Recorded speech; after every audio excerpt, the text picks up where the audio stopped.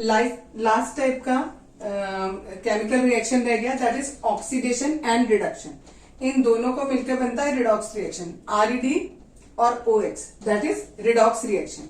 यानी ऑक्सीडेशन और रिडक्शन को हम रिडॉक्स रिएक्शन भी कहते हैं।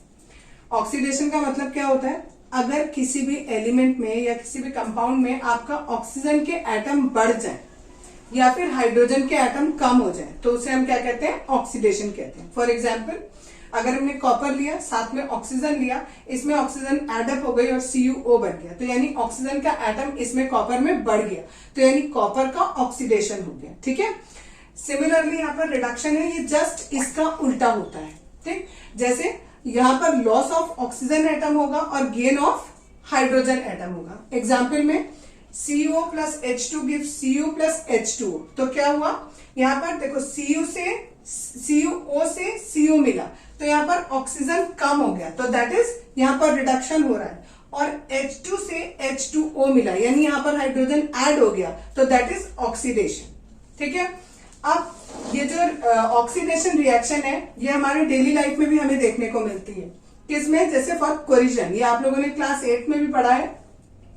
जब कोई मेटल उसके अपने आसपास की सराउंडिंग से अफेक्ट हो जाए, जैसे कि मॉइस्चर से अफेक्ट हो जाए, ठीक है, या कोई एसिड पड़ गया उस पर, उससे इफेक्ट हो जाए, तो उसे हम क्या कहते हैं, कोरिजन कहते हैं। जैसे जो हमारा आयरन होता है, उस आयरन पे अगर आसपास मॉइस्चर है तो उस पे आयरन ऑक्साइड की एक लेयर बन जाती है। ठीक है, और वो कोरोड हो जाता है, उसे हम कोरिजन कहते हैं।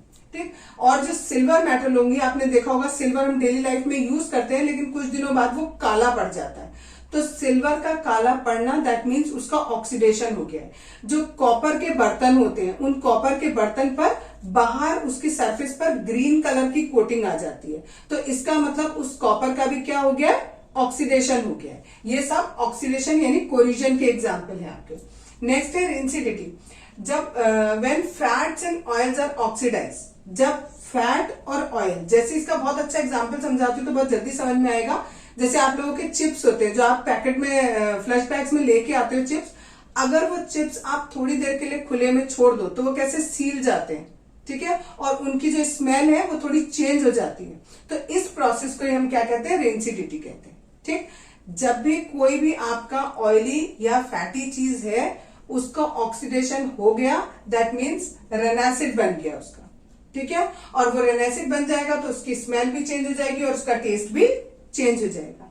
इस रेंसिडिटी से हम कैसे बच सकते हैं, जो भी हमारे खाने की चीजें हैं उनमें हम एंटीऑक्सीडेंट मिलाते हैं। एंटीऑक्सीडेंट क्या होते हैं, जो ऑक्सीडेशन होने से रोकते हैं।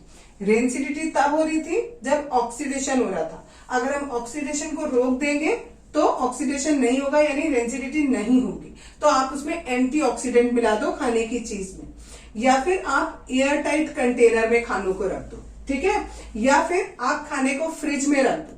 ठीक, और चिप्स में हम नाइट्रोजन गैस भरते हैं, जिससे चिप्स के जो बैग्स होते हैं, प्लास्टिक बैग्स, उसके अंदर हम नाइट्रोजन गैस भरते हैं, जिससे उनमें रेंसिडिटी ना हो पाए और वो सीले नहीं।